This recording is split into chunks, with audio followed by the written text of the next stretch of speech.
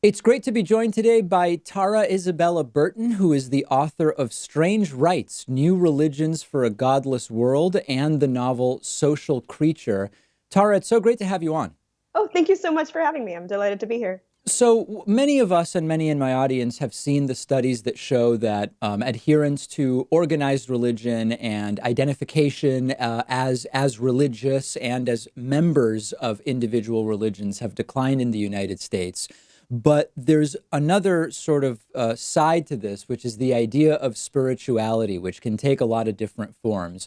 And you talk about ways in which, while sort of more traditional religiosity is being rejected, that we're not necessarily seeing a decrease in this broader umbrella of spirituality. Can you talk about how spirituality is different than religiosity and maybe give us some examples of where we're seeing it? Sure. So just for a little bit of background, like as you say, about a quarter of Americans identify as religiously unaffiliated, often called the NONE, nuns. That number goes up to 36% of Americans born after 1985. So we're talking about a huge proportion of particularly millennial and younger population. Um, However, that doesn't mean, as you say, that they're not interested in spirituality. And spirituality, at least as I understand it and as I work on it in my book, is about sort of various elements of religious life, unbundled, you might say, divorced from organized religion, which is itself about so much more than just personal belief. Organized religion, and indeed any religion, you might say, has sort of a component that is belief and dogma, a search for meaning, individual purpose, but also community, understanding of a kind of social place, and the rituals that kind of bind that community together. And what we're seeing isn't necessarily that spirituality is somehow different from organized religion and offering those different things, but often that we find people, young Americans in particular, more willing to find these different components of religious life from a variety of sources. Someone might, for example, still go to like Christmas and Easter services or various high holy days with their families a couple times a year, have a sense of community from a hobby that they do, also practice meditation or yoga kind of privately, and really just creating their own religion rather than sort of adopting wholesale the model of an existing organized tradition. So, what's the difference between some of what you describe and just a lifestyle in the sense that, I mean, one could imagine that one finds, for example, veganism, yoga, and bicycling to be sort of related to the values that they exhibit and dealing with the problems they most acutely identify as needing solutions or whatever. How would we distinguish that from whether it is a lifestyle, whether it has a sort of spiritualistic Mhm. component, whether it is more religious? What are the lines? Or maybe it's a gray area. So I actually think it is a gray area. I think it's almost impossible to actually have a working definition of religion. You see this actually in other areas where people are often sort of talking about cults, what makes a cult versus a quote unquote normal religion. The lines are blurry. Sometimes I joke it's like porn. You know it when you see it. Mm. But at the same time, even within sort of academic definitions of religion, like there are as many definitions of religion as there are scholars of religion.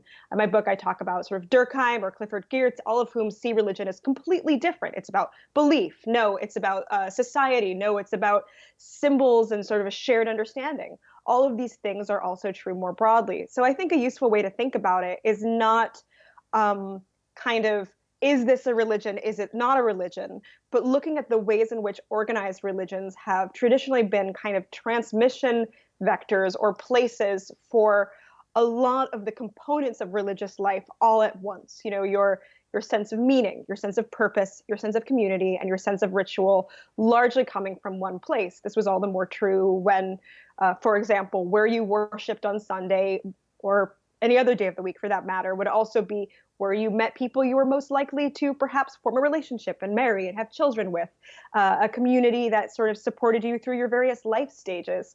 Your values, your sense of ritual, your sense of meaning and purpose were tied up. And I say your sort of traditionally in America more broadly, like sort of this stereotype of the 1950s where what church you went to was a sort of byword for a whole other host of social associations. And that's really what we've lost in the quote unquote spiritual but not religious or secular age, rather than belief or interest in the metaphysical or the divine.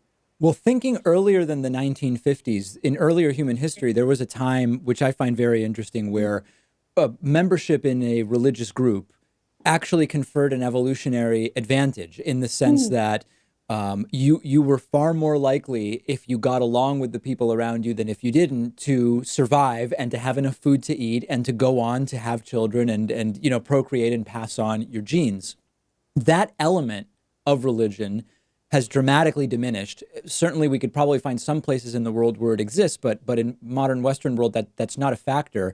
I'm interested in whether you see the sort of modern lifestyle slash spirituality vectors having some component of that advantage in Mm. society, maybe not literally to our survival, but to some degree of prospering, maybe. Yes, I mean, yes and no. And what I mean by that is simultaneously, I think that the kind of new tribalism that we've formed through various affiliations, often by as distinct from religions into which we were often born, are determined by choice. You know, we are part of this group or that group. Our interest in CrossFit, or what have you, gives us a sort of family we choose in a very particular way. At the same time, though, I think that so much of the way in which the sort of contemporary spirituality works is through a quite individualized model.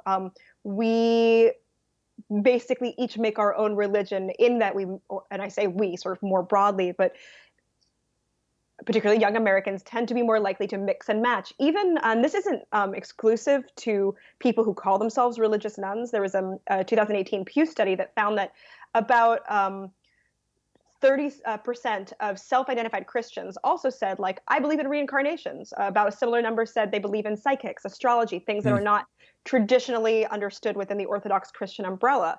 We're seeing more broadly a willingness on the part of both the religious, traditionally religious, and the unaffiliated to kind of create through choice, through what they buy, the classes they take. Uh, it's often a very sort of consumerist choice, their own sort of spiritual identity, especially in a internet-based capitalist world such as we are in. That often means voting with your dollars, kind of consuming as a form of creating. You know, do you buy the Sephora Witch Kit, which has its starter pack of tarot cards, which was for a while available on kind of the high street until it was actually withdrawn over a bit of controversy? Do you spend your money on a yoga class or meditation app? And I think the way in which we've become sort of more atomized, more individual, in part because of this sort of obsession with our own choices, our own affinities, has made perhaps this iteration of spirituality a little bit less group focused, I would say, than religion is traditionally understood.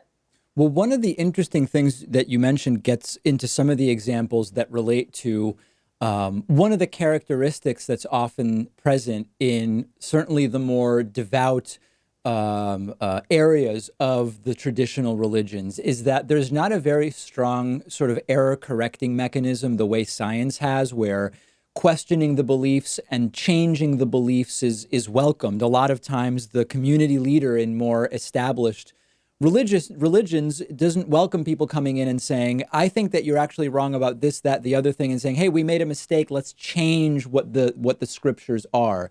That's often not encouraged. And so Right. when I look at some of the modern ways in which we might explore spirituality or religion, I sort of pay attention to that. And so, for example, I had an experience with the followers of this gentleman named Jordan Peterson a couple of years ago, Mm-hmm, where there mm-hmm, were a lot of examples of when I would critique something he said or did, there was a sort of post hoc rationalization of you mm-hmm, have to be misunderstanding what he said, and therefore your critique is not accurate. mm-hmm, Or mm-hmm, another example might be either flat earth or astrology, where you might try to say, hey, let's try to apply some critical thinking, and the idea of revising the dogma as it may be is not at all welcomed. Is that the case in a lot of these spirituality outlets that you look at? Not in a lot? How present is that? It's present, but I'd say in a slightly different form, which is to say, often these groups, or rather that these practices as instantiated in individuals, have come up in part because there's sort of, we have such a profound public distrust now in institutions. There's a sort of, particularly religious institutions, from sex abuse scandals to the political alliance of particularly white evangelical Christianity with the GOP, to say nothing of sort of the broader failures of institutions we see, whether it's sort of the sense of the media or politics or what have you. There is, I would argue, a widespread sense that because institutions have failed, we can no longer trust them.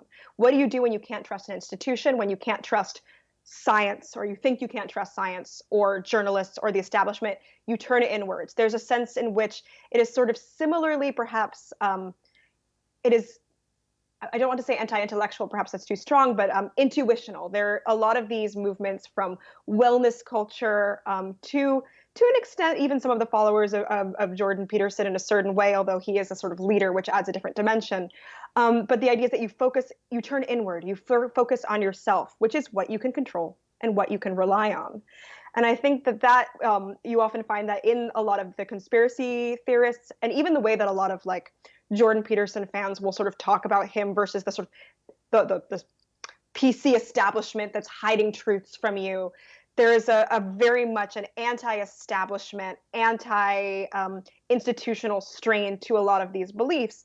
And so I think on the one hand, there's a rejection of kind of dogma in the abstract as something that institutions do that we don't want to sort of succumb to. And yet there is also a resistance to, for example, in the case of like wellness culture, not very few of the scientific facts on Gwyneth Paltrow's website, Goop, are, we might say they are not always fact checked to the fullest extent. And indeed, they, I think, got in quite a bit of trouble over that. But I think the narrative goes something like, well, like this feels true. And it's completely understandable that when a person might think that none of the authorities around them are worth listening to, they can't rely on them, suddenly, feel like going with your gut, there are worse things you can do. I'm interested in talking a little bit about the protests we've seen over the last couple of weeks. Protests that I widely support the objectives of, and which I'm sympathetic to.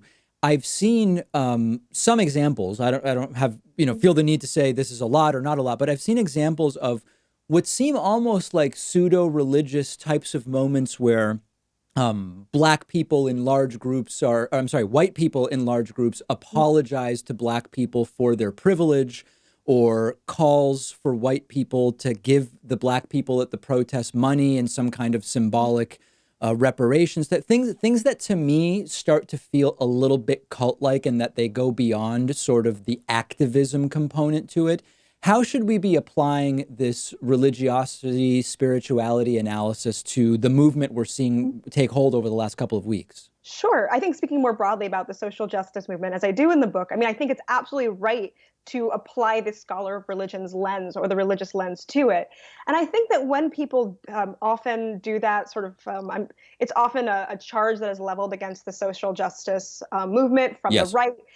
They're zealots, they're a religion, they're a cult, etc. I'd like to sort of say that, something a bit more complicated, which is that, yes, it is religious in nature. That is both, as with any movement, the good and the bad of it, which is to say, I think the sense of hope, the sense of profundity, the sense that this is meaningful, that there is a better world at the end of all this, which is, quite striking, I think, in our somewhat alienated capitalist world, one might say. There aren't that many places for not just the sacred or enchantment, but a vision of that enchantment that is linked up with a vision of the world as it should be. Things like wellness culture are very individualistic, as I've said. You can achieve a sort of enlightenment and soul cycle, but it begins and ends with you. And I think that it's absolutely right to talk about the kind of the symbolism, the sense of catharsis, the collective effervescence, as Durkheim might say, that you might find in a protest movement as being in religious in nature. But I think that's what I would say is that's why it's been so successful, so widespread, precisely because it is able to harness a kind of religious longing. This is not just a group of people protesting. It is uh, people sort of getting in touch with a perhaps not a divine purpose, but a sort of fundamentally real purpose to change the world, to make it better. Or certainly a And purpose that's bigger than them. yes, absolutely, absolutely. And I think it both brings people together, which especially after however many months of isolation, I think is all the more appealing. And it provides a framework to kind of see in a world that could very well seem meaningless and chaotic some form, not just of meaning in the abstract, but purpose. What one person's individual life, individual choices to protest, to get involved, how that might link up with a kind of grander cosmic, bigger than them scale.